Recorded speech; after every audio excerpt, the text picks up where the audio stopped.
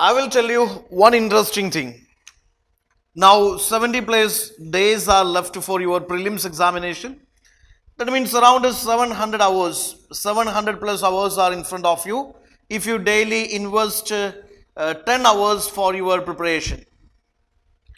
Don't think it is less time, it is sufficient. There are many stories you might have seen of the toppers cleared this examination in just 2 months preparation or 60-70 days preparation. So you can also do, no matter you are a fresher first time writing this exam or you are a veteran aspirant or consistently clearing prelims, whatever. If you have a very good plan for the next 70 days or 70 plus days, definitely you can clear this examination. Okay. So just to stick on strategy, I would say when you interact with many aspirants, your friends or maybe your seniors or many others, or when you watch YouTube videos and all, you may feel that there are different strategies, your strategy is this, their strategy is that. Don't worry. If your strategy works for you, if you feel your strategy is productive for you and you can follow your strategy of preparation, stick on to your strategy. Just follow, just carry on your strategy of preparing for this examination for the next 70 days, 70 plus days. And sometimes when you appear for the mock test series, you may feel that you are not scoring well. Don't worry. Most of the mock test series are like that only. Deliberately, you would have some questions, very deeper analysis type of questions, very tough questions would be there. Don't worry, not worry about the scoring aspect here. When you feel that some questions are very tough, think it positively in such a way that it is an opportunity for learning something more or learning something new. So whenever you find some mock tests are very tough or it is very tough or they are not scoring, don't be down, don't be depressed. Just go for the questions and just go for the explanation notes and make the bullet points, make short notes out of it. Take it as an opportunity for learning something new. Maybe it is factual or conceptual, whatever. Take it as an opportunity for learning something new, revising something which you don't know. Okay. So not scoring aspect of the mock test series, don't worry about that. Every mock test itself is an opportunity for learning and revising more and more.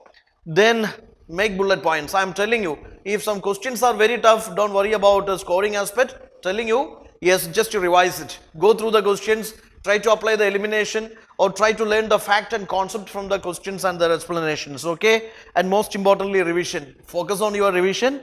Revision is the key to success. Now this is not the time for learning something new. You have already learned at least 60 to 70% or maybe 75% you have done with both the static and current affairs. Now this is the time for revision. Give good number of revisions and by solving the questions, both mock test series and UPSC previous year's questions you can practice. Give importance to full test here. My suggestion is at least one full test you have to do every day. At least one full test. You can take any mock test, So many mock tests are available. So whichever you feel that UPSC standard mock test, take that and daily at least one full test you solve. Okay. So different strategies are there. Whatever your strategy, doesn't matter. Just to follow whichever strategy you feel it is okay for you, follow it. But take care of the revision aspect and the solving of the questions and minimum one full test every day. Welcome back to our series. Let's score 120 plus in prelims. It is nothing but solving a handful of UPSC standard potential questions and previous year's questions. Okay. So here today we will be mastering medieval India with some questions.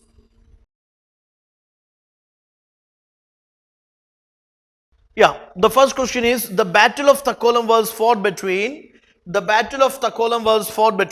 Takkolam battle. Maybe we don't have any idea about that battle, but I have some idea. It's 949. This date is very clear to me. Even if it is not clear to you, just apply your common sense here. Battle of Takkolam was fought between. Takkolam is something, it is matching with the South Indian language, South Indian literature, South Indian word. Maybe it is Malayalam or Tamil, something like that. So Palas were the rulers of Eastern India, Rajputs Northern India. There can be no chance of like this Takkolam matching with Rajputs and Palas. Simple common sense or maybe a logic I am applying into this. Kakatiyas of Warangal and Humayun. These Kakatiyas and Humayun, their timeline is not matching with each other. Am I right? Again the problem is there. Again, if Kagatiyas and with some Delhi Sultans or Delhi Sultans, it is again matchable, you know that, okay. But this Kagatiyas and Humayun means it is after this decline of the Delhi Sultanate, then comes this Babur, then comes this Humayun, so that the timeline is not matching. Again, see Babur and Rana Sanga, again it's a history of North India, and this is a South Indian term. Or Cholas and Rashtrakutas, here most matchable is Cholas and Rashtrakutas. Battle of Takkolam fought between Imperial Cholas and Rashtrakutas, in which this Imperial Chola ruler Rajaditya, was defeated by Krishna III, Rashtrakuta ruler. It was for the mastery over South India, okay. So Battle of Takkolam, Vellore battle, it was between Cholas and Rashtrakutas. Delhi is your answer. Which of the following statement about Bhakti movement are correct? Bhakti movement evolved as a homogeneous movement. It's not a homogeneous, heterogeneous, it is not of the same kind. There are two main schools were there, you know that. You know that, okay, two major divisions were there. Some Bhakti saints believed God has no shape, no form. God is present everywhere. He has no physical human forms. Some Bhakti saints believed God has a physical form, or idol worship is not a crime, it is not a sin. God is visible. God is visible in the human form, etc. Okay, Saguna Nirguna Bhakti cult. So, it not evolved as a homogeneous movement. Bhakti movement helped to bridge the gulf between Hinduism and Islam. Exactly. It was a liberal movement. It was a renaissance in medieval India. And obviously, the purpose of the movement is, yes, promote the idea of religious toleration, humanism, rationalism, liberalism, brotherhood, etc. So, that is logically connecting. Second is correct. Bhakti movement developed a very complex philosophy. Yeah. These movements in ancient, medieval, modern, why these movements happened? You know, it is to liberalize the religion. It is to save the religion from its complexity.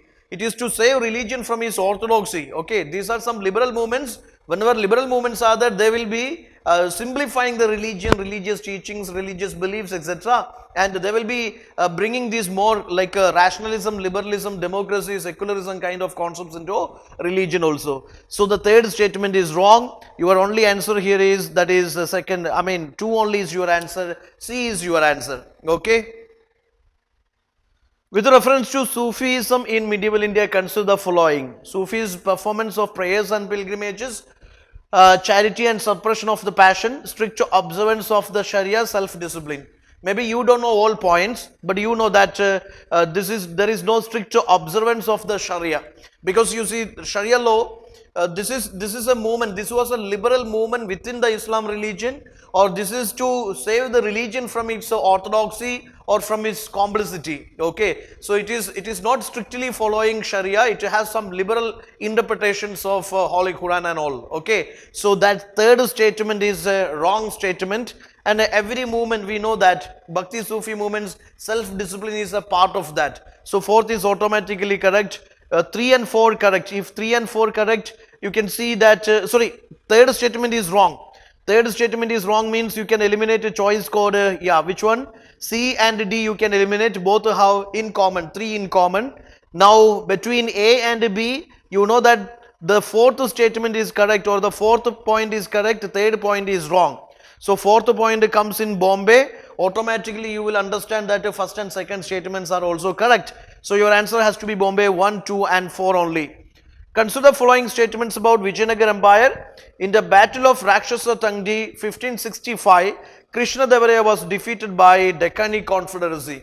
Simple logic is, when you study this module, yes, the inscriptions and the various literary sources, you know, as a source they tell that he died by, what is that, 1529, something like that. Krishna Devaraya died by 1529 and never lasted for 1565. And this battle is not fought between this Tuluva dynasty and others. Okay, it is by Aravidu dynasty and this Deccan Confederacy. So the first is the Battle of Rakshasa Tangadi 1565. Krishna Devaraya was defeated by Deccan Confederacy is wrong. He himself was a very strong ruler. He defeated many of the Deccan Sultanates, and it was after his decline, after his death, the next dynasty, which is Aravidu dynasty, during that time, yes, the next ruler was defeated by Deccan Confederacy, 1565. This battle of Rakshasa Thangadi, it is not between Krishna Devaraya and Deccan Confederacy. It was between Ramaraja of this Aravidu dynasty and Deccan Confederacy.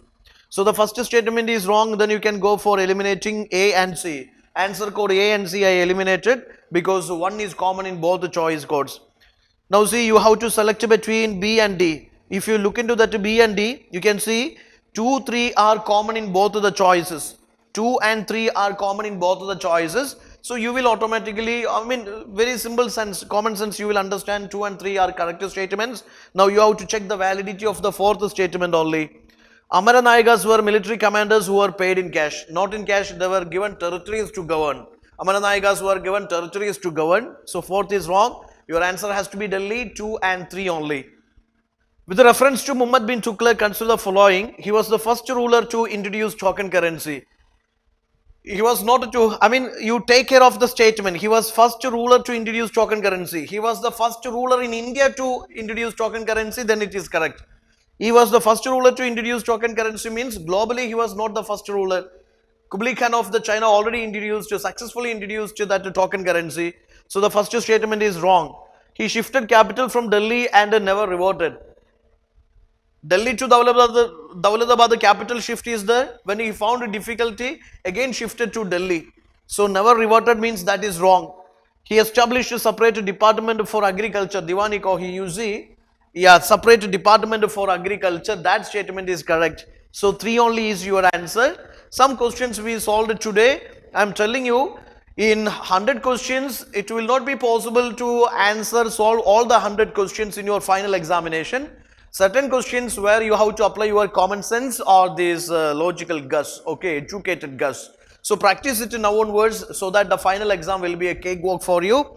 All the best, and Gallant IAS from tomorrow starting our final round of the prelims mock test series, which is open test, which is free for all of you. Anybody to register, today is the last date. Do the registration and take the test, and it will give you a real-time experience of an offline test, okay. Question booklet will be provided as the PDF, and you have to practice on OMR answer sheet, which is important for understanding that time management, how many minutes you take for bubbling these answers and all, or darkening that bubbles and all. You will get a real-time experience. That's it. If you find this video useful, please do subscribe our channel and share to your friends, and your valuable feedback leave in the comment box. That's it. Thank you.